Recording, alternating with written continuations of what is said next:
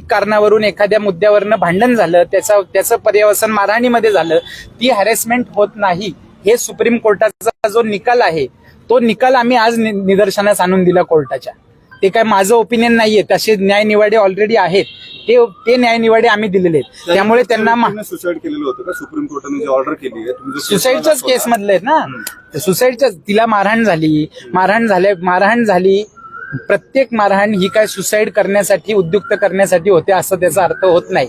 मारहाण करण्यामागे त्याचा हेतू पाहिजे. सुसाईडचा जो माझ्या विरुद्ध जो चार्ज लावलेला आहे, एखाद्या व्यक्तीला आत्महत्येस प्रवृत्त करण्यासाठी माझा हेतू तसा पाहिजे की या व्यक्तीला अशा प्रकारची हॅरेसमेंट करायची की त्यांनी आत्महत्या केली पाहिजे.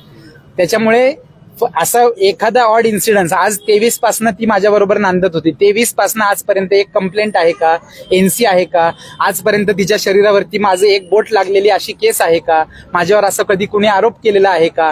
असा आरोप जर असता तर तो एफआयआर मध्ये रिफ्लेक्ट झाला असता की ह्या मुलीला हे नेहमी मारहाण करतात, छळ करतात. एफआयआर मधले जे काय एलिगेशन्स आहेत ते सगळे वेग स्वरूपाचे आहेत. नेहमी छळलं, नेहमी त्रास दिला, सासूने एवढा त्रास दिला की तिला जीव द्यायची इच्छा झाली.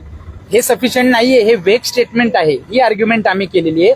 त्यामुळे वैष्णवी वारल्याचं जेवढं दुःख तिच्या कुटुंबियांना झाले त्याचं तेवढंच दुःख हगवणे कुटुंबियांना पण झालेलं आहे. ही आज इन्स्ट्रक्शन्स आपण जर कोर्टामध्ये आपण उपस्थित होता, कोर्टाची प्रोसिडिंग चालू होण्याच्या अगोदर कोर्टाची परमिशन घेऊन त्या लोकांच्या इन्स्ट्रक्शन्स आम्ही घेतल्या. त्यांच्या परमिशनने आम्ही त्यांच्याशी बोललो. ते बोलल्यानंतर पाचही आरोपी, हगवणे दोन्ही पिता पुत्र, आई आणि बहीण, पाचही लोकांनी आम्हाला एक वाक्याने हे सांगितलेलं आहे की याच्यामध्ये खरा तपास होणं गरजेचं आहे.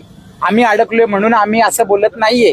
त्याबद्दलची त्या व्यक्तीची 18 तारखेला एंगेजमेंट होती, ती 18 आणि ही 16 तारखेला घटना घडलेली आहे. त्याचा का तुम्ही तपास आजपर्यंत केला नाही? मी जर 16 पासून तुमच्या ताब्यात आहे. व्यक्ती कोण आहे? नाव दिलेलं आहे तपास अधिकाऱ्यांना. ते नाव मीडियामध्ये आम्ही देऊ शकत नाही. त्या व्यक्तीला त्याचा त्यांनी शहानिशा करायला पाहिजे. तपास अधिकाऱ्यांना आम्ही नाव दिलेलं आहे, त्यांनी नाही दिलं तर अजून मी कस्टडीत आहे. विचारा आज जाऊन त्याला, आरोपीला. पण तुम्ही त्याच्याकडे कानडोळा का केला? 16 तारखेपासून मी कस्टडीत असताना, 16 तारखेपासून मी तुमच्या ताब्यात आहे. मग तुम्हाला मी नाव पहिल्या दिवशीपासून सांगतो. 18 तारखेला एंगेजमेंट झाली त्या व्यक्तीची, तुम्ही का नाही त्याचा तपास केला आजपर्यंत? ते कारण नाहीये. हे कशावरून? हे तुम्ही काय ठरवलं? मारहाण केली का नाही केली ह्याच्यासाठी साहेब सीसीटीव्ही फुटेज जप्त झालेले आहेत.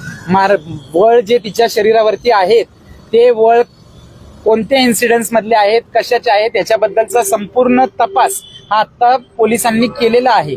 त्यामुळे मारहाण केली, तिच्या अंगावर शरीरावरती वळ सापडले म्हणजे काय ह्यांनीच मारहाण केली असा अर्थ काढण्याचं कारण नाहीये. कारण ही व्यक्ती